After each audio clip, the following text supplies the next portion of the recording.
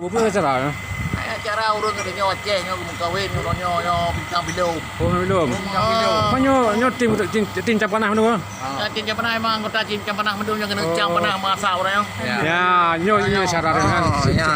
Kiwan ku. Nyan pukon tayang dakalon panyaw. Ya. Kabeh di bapo lawa mega. Ya. Uronyo katuk ngon tim ciang panah ino di tibor. Ya. Ngon ting sam lako teka di panah. Ya.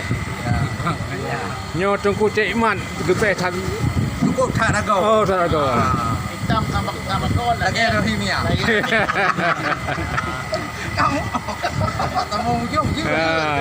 Nyo tungku semapa. Tungku syukuri tukang semapa. Di temapa ayo han bagau. Kenang kediganya ada melawat tapi dalam sale waduh. Walah nanti orang kemanya. Alhamdulillah. Tuku Haji dan sajan kamu.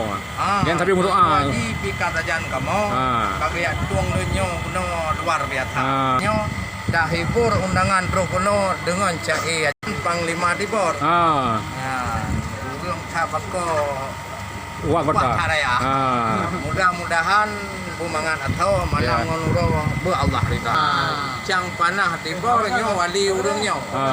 Segala bago ganyan po kota. Menyohana dapat teh haba ganyan kamu syokolo. Oleh rayo pati haba urang.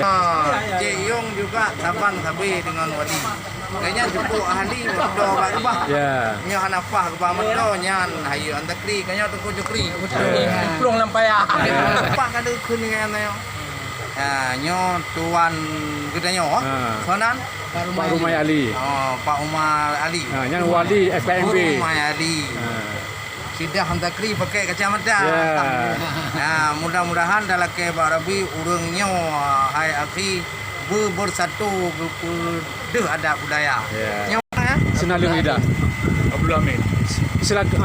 Muhammad Amin sebagai tulangki. Ayo boleh buat pegang apa. Tiga orang kan je ke MT.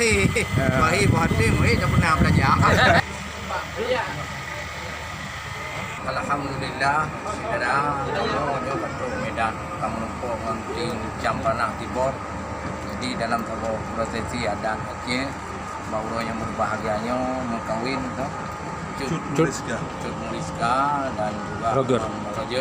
Mudah-mudahan dalam doa hidupnya aman, tentram, sakinah, mawaddah warahmah.